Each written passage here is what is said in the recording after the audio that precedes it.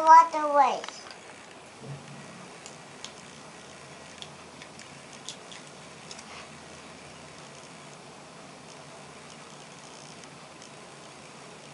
Can we help me? Coffee now? Can I help me?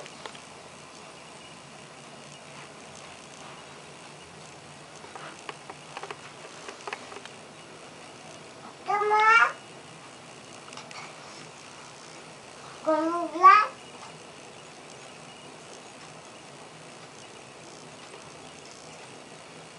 Không nhớ sao ra con black. Can I have me? Just read it.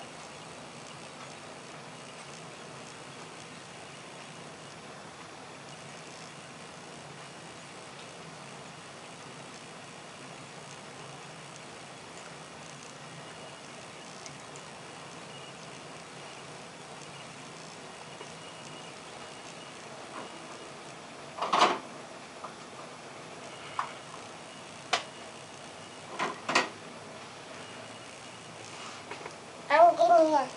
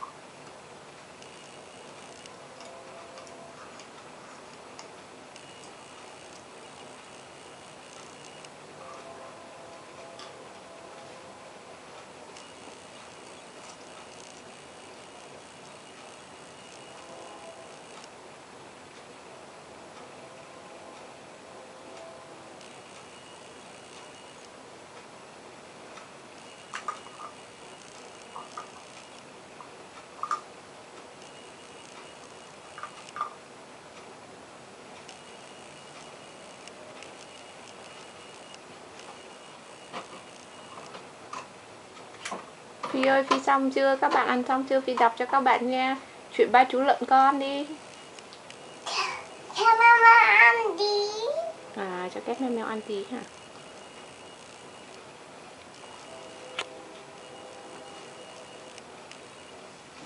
Cái này có phụ bia. Cái này có phụ bia. Ồ.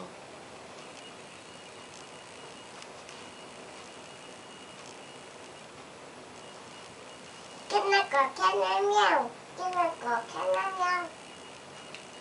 Có bí chi. Có bí chi. Có bí chi. Khép mèo mèo đó là con trai của Bí Chỉ hả? Thế khép mèo mèo con gái đâu? Nè, cái em. Nằm một tí. À, cho nằm một tí hả? Thế bây giờ em đọc truyện cho các bạn nghe để các bạn ngủ đi. Em thích đọc truyện gì?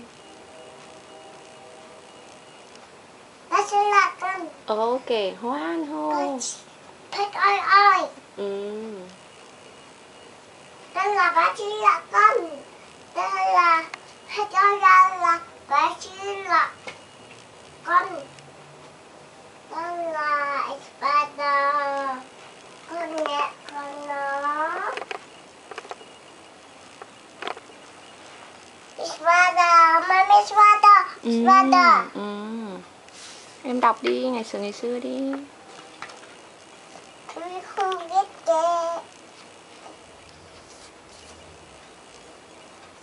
So cool.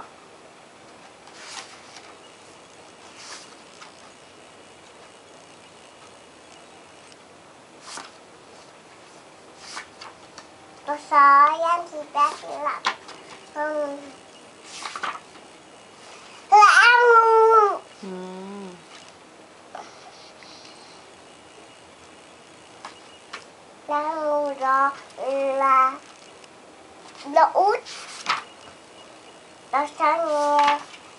nè, ta sói nè, ba chỉ là con rắn tấu, ta chỉ là con cây.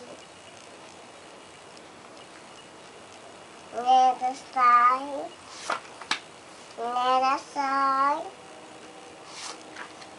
nè, ba chỉ là con cha cha cha cha cha.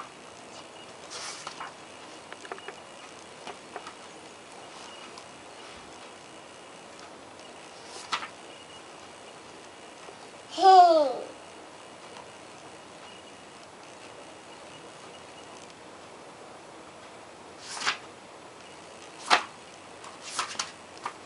Ra coi ta sói, ta sói, ta sói, ta sói, ta sói, ta sói, ta sói, ta sói, ta sói.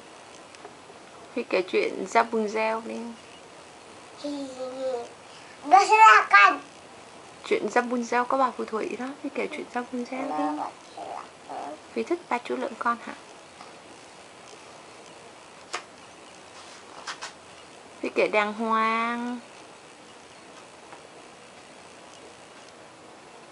Phi phải kể ngày xưa ở một ngôi làng nọ chứ.